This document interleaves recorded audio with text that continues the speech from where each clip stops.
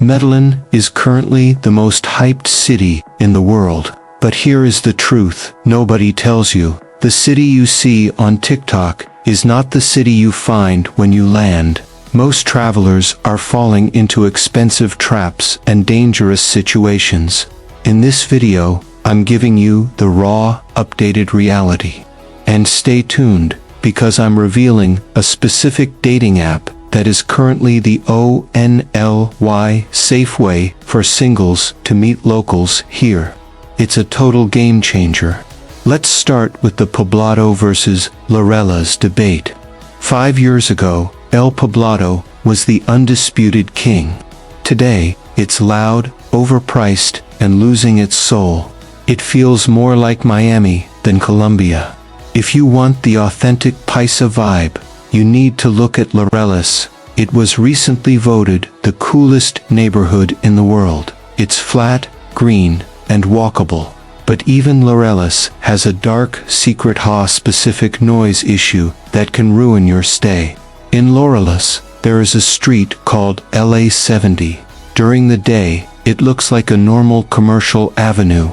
At night, it turns into a 48-hour party that never stops. If your Airbnb is within 2 blocks of this street, forget about sleeping. My advice: look for places near Primer Parque or Segundo Park. You get the restaurants without the eardrum. Trust me, your sanity will thank you later in the trip. Safety is the biggest concern. Is it dangerous? Only if you know Give Papaya. But here is the 2026 reality. The city center has an invisible border around the Botero Plaza and Park Barrio. Things change fast after 6 p.m. I call it the line of no return for tourists. If you cross it, your risk of a bad encounter triples. I'm marking the exact danger zones on your screen right now. Stay in the light or stay in your hotel. The most dangerous thing in Medellín right now isn't a guy with a weapon. It's a beautiful woman with a spiked drink. The sweetheart scam is at an all-time high. Men are being targeted on traditional dating apps and ended up drugged and robbed. This is why the app I'm mentioning later is so important. It's about verified communities. Never leave your drink alone, and never bring a stranger back to your apartment on the first night. How do you move around safely? The metro is the pride of Medellín. It's cleaner than the New York subway and faster than a taxi during rush hour. You need a Civica card. You can buy it at most stations for about $3. But here is the pro tip. Avoid the metro between 7 a.m. and 9 a.m. It gets so crowded, you might lose a button on your shirt. For comfort, use apps like Uber or InDrive. They are currently the gold standard for travelers. Wait, is Uber legal? Technically, it's in a legal gray area. Because of this, your driver might ask you to sit in the front seat. Don't be alarmed. They just want to blend in and avoid trouble with yellow taxis. It's a standard practice today. Always verify the license plate in the app before getting in. If a driver asks for more money than the app says, cancel the ride immediately. There are plenty of honest drivers waiting for your call. Medellín is currently the nomad capital of the world, but the infrastructure is starting to feel the pressure. Air quality and occasional power outages in high-density areas are real things now. If you are here to work, you need a backup plan. I recommend co-working spaces like Semilla or Los Patios. They have backup generators and high-speed fiber optics. Don't rely solely on your Airbnb's Wi-Fi if you have an important meeting. If El Poblado feels too fake and Laureles too busy, look at Granada. It's technically a different town south of the city, but it's connected by the metro. It has a small town feel with big city amenities. The Parque de Granada is the heart of the community. Here, you will find the most legendary buñuelos in the country. They are the size of a human head. It's cheaper, safer, and much more authentic than the tourist zones. While in the Sabanada or Envigado markets, look for a fruit called borojo. Locals call it natural Viagra because of the insane energy boost it gives you. It's a thick, brown fruit that tastes like a mix of chocolate and plum. Ask for a jugo de borojo with milk. It's the ultimate fuel for a long day of hiking or exploring the city. Most tourists walk right past it, but now you know the secret of the Paisa energy. Let's talk food prices. Medellin's culinary scene is exploding. You can get a world-class 7-course tasting menu for about $60. In New York, that would cost you $300.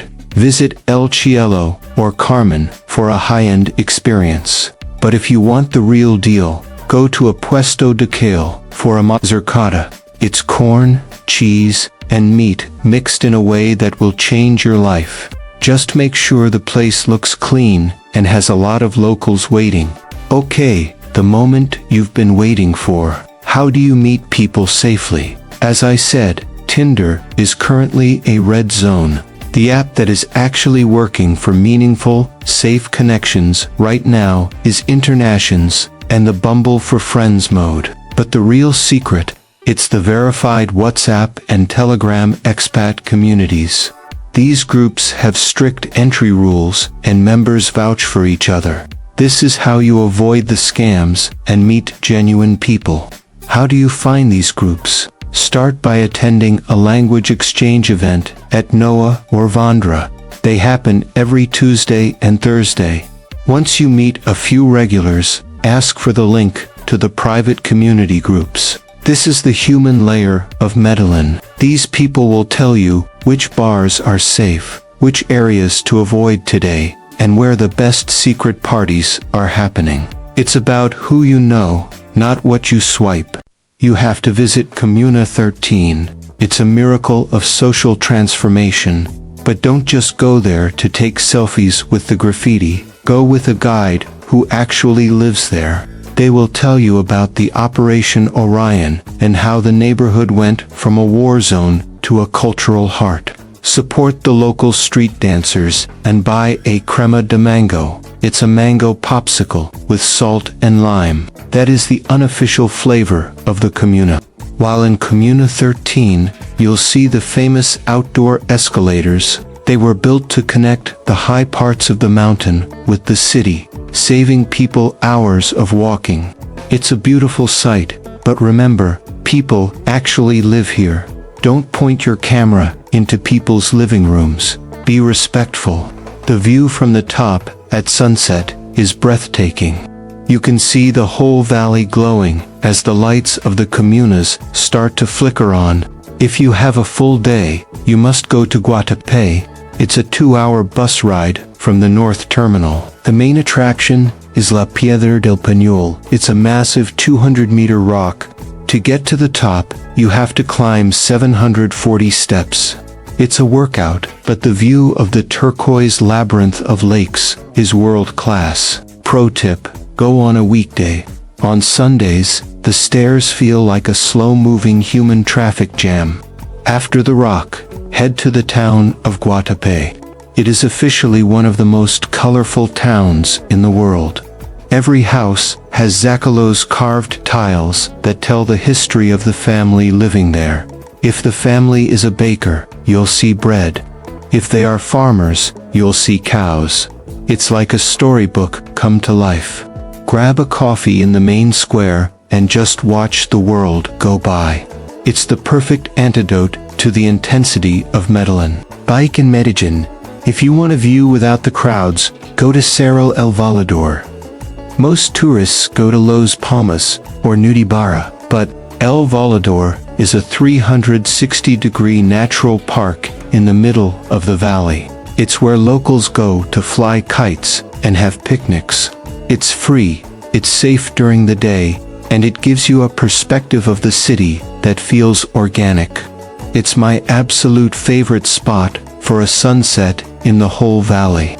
Colombians in the Andes are very formal. If you enter a shop, say buenos dias, and if you need help, start with Heath, que pena con usted, and jumping straight to a question is considered rude. Also, Paisa people are extremely proud of their city. If you complain about the traffic or the noise, do it gently. They are the most welcoming people I've ever met, but respect is the key that opens every door in this valley. Let's talk money again. Most places in Medellín accept credit cards, but you need cash for the metro, street food, and small shops. ATMs are everywhere. Always choose no conversion on the screen to save about 10%. As for tipping, a 10% servicio is usually included in your bill. You don't need to add more unless the service was exceptional.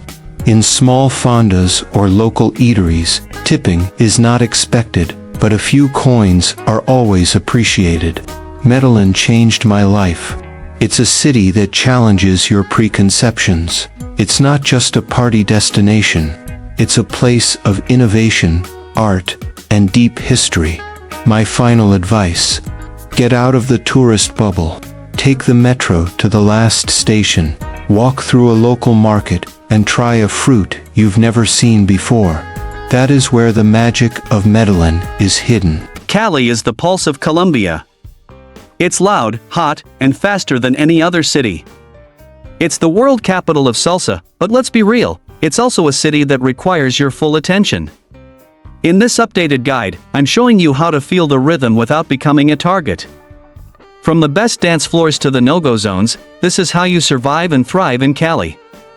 Let's dance, but let's be smart in Cali. The no den papaya rule is not a joke. It's a necessity.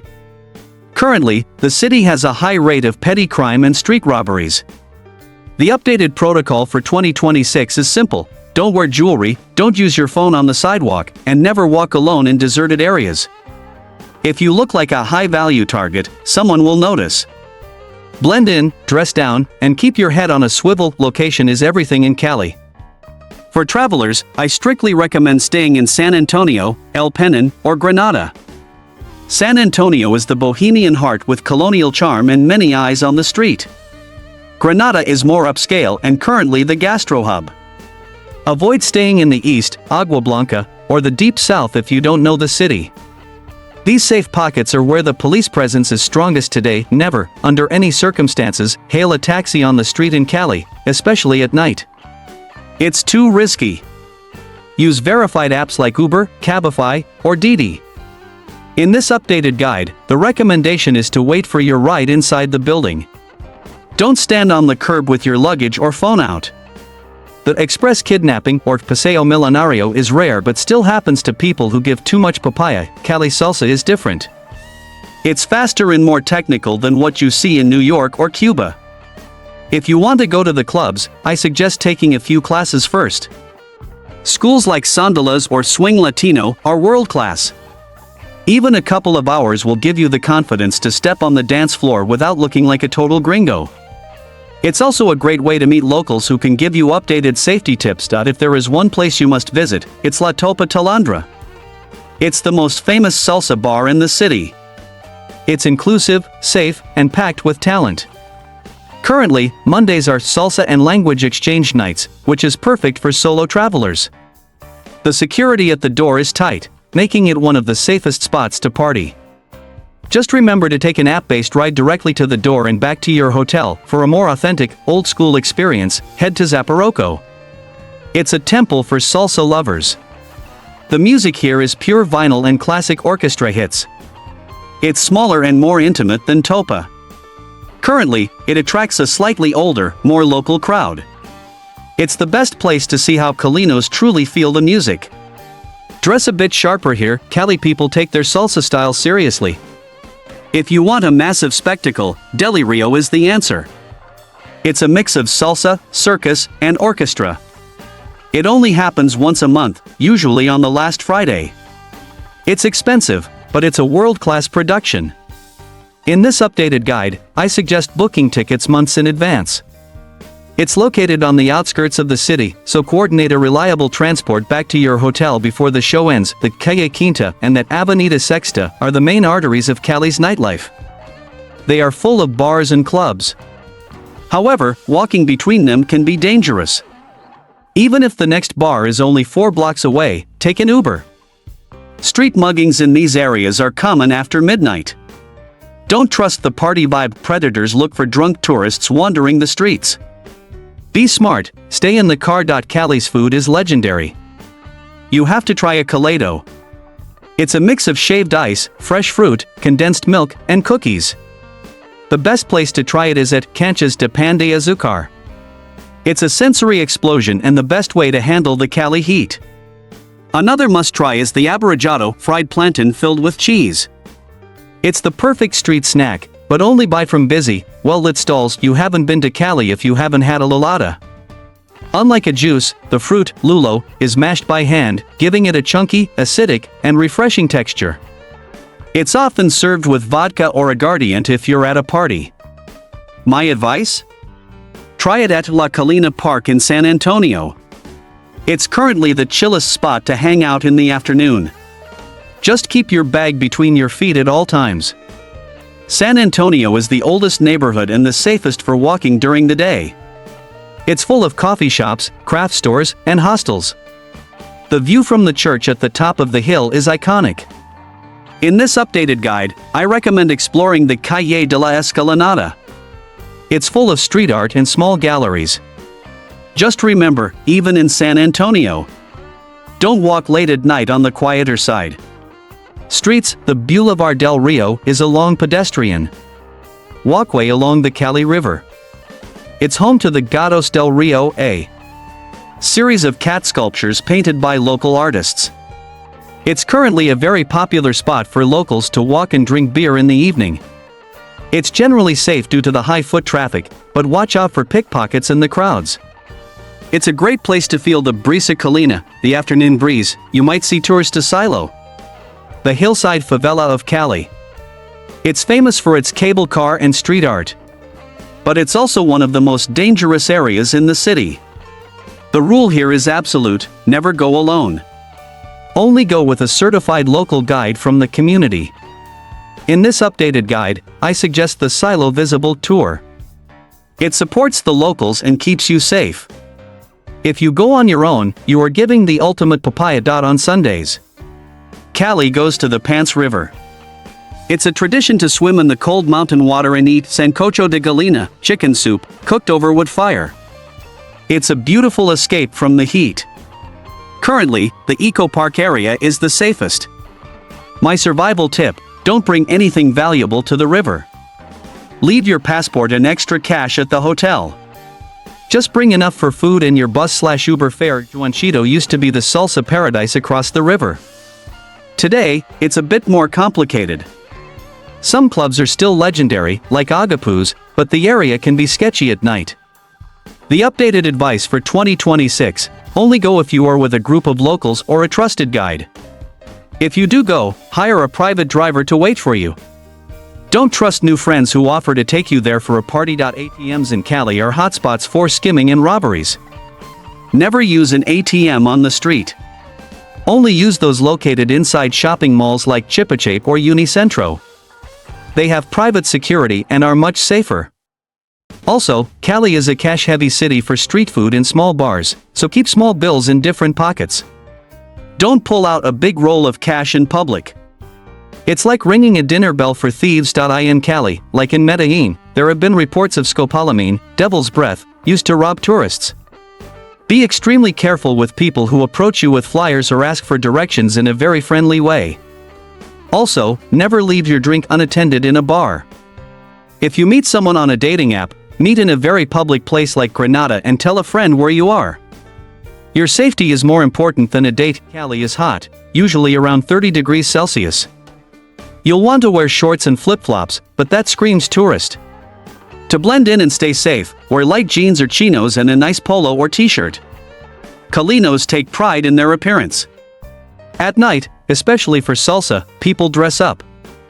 Looking like you belong there is your best defense against people looking for easy targets. Cali is one of the most affordable big cities in Colombia. You can live like a king for $40 to $60 a day. A private salsa lesson is about $15, a great meal in Granada is $10, and Ubers are very cheap. The most expensive thing will be a ticket to Del Rio or a high-end boutique hotel. It's a city where your money goes a long way, allowing you to spend more on safety, like private transport. Cali is not for everyone. It's gritty, it's intense, and it can be intimidating. But if you respect the rules, don't give papaya, and open your heart to the rhythm, it will be the highlight of your trip. The people here are some of the most welcoming in the world. Dance with them, eat with them, but always keep one eye on your surroundings. Cali is a jungle, but it's a beautiful one. We've danced the night away, but now it's time to go where there are no roads. We are leaving the cities behind and flying to the heart of the world. Our next stop is Leticia and the Amazon jungle. I'll show you how to survive the mosquitoes, where to see pink dolphins, and how to visit indigenous tribes without being a tourist trap victim. Subscribe, hit the bell, and remember, no den papaya.